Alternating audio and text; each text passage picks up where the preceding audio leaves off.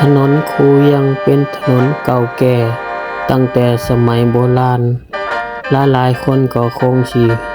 รู้จักเนาะในสมัยก่อนคนสมัยใหม่ก็ยังบ่ทันรู้เทื่อว่าเป็นหยังตอนนั้นเพิ่นคือว่าสร้างสูงก่อนหน้าดินแท้เนาะหรืออาจจะสร้างเป็นคูกั้นน้ำบ่หรือว่าป้องกันน้ำท่วมบ่หรือแนวใดเฮาไปรับชมถนนคูเวียงในปัจจุบันกันเลยหลายปีเลยเนาะที่ว่าบ่ได้มาเที่ยวทางกันถนนคูเวียงนี่เป็นอันใดแล้วเนาะปัจจุบันนี่อันนี้คือถนนคูเวียงเด้อ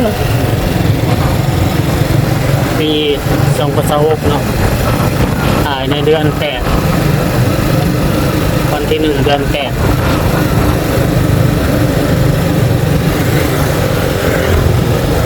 นี่ก็คือสิรถตำบุ่มเนาะเป็นทางขี่รถถีบเบื้องขวาเป็นทางรถถีบแต่ก่อนผมมีได้ทางรถถีบแดนทางรถถีบ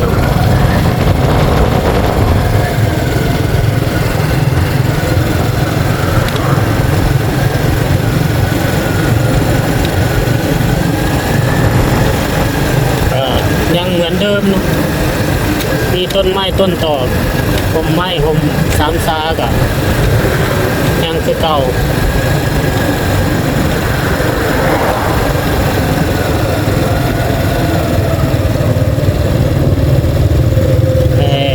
ระยะทางแต่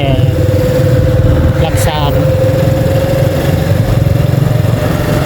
แยกหลัก3ไปหาตลาดเช้าถนนคูเวียงในปัจจุบัน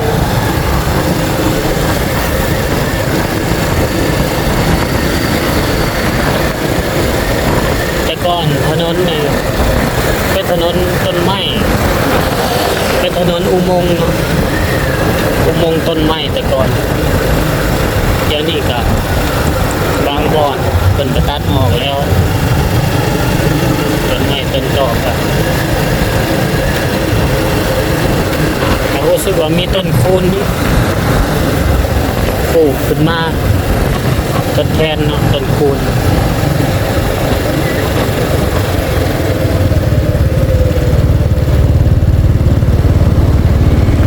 ถนนคูเวียงในตำนาน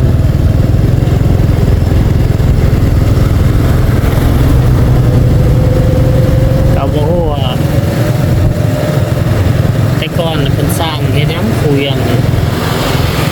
เป็นอาจจะกั้นน้ำคลองไว้บ่แต่ก่อนอันนี้ก็บ่ฮู้ประวัติละเอียดก็เลยเอิ้นว่าคูเวียงเป็นถนนที่ว่าสูงจากหน้าดินนะ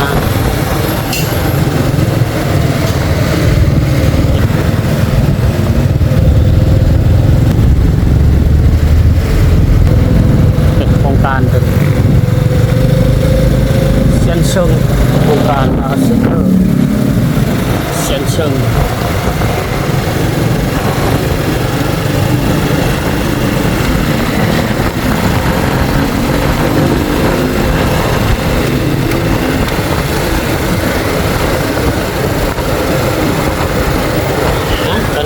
คูเวียงในตำนานเนาะ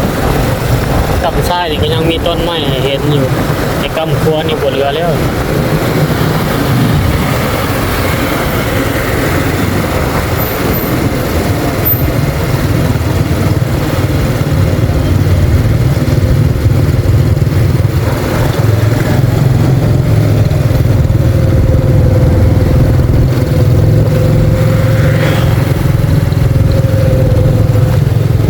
เบิ่งตั้งแต่รักษามาฮอด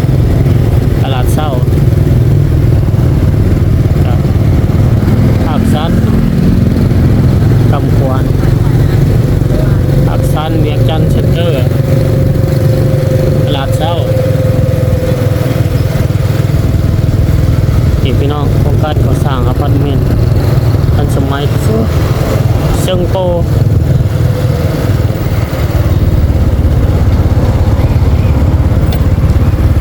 เซิงโปเซิงโปพันเมนที่ซ้ำสมัยที่สุด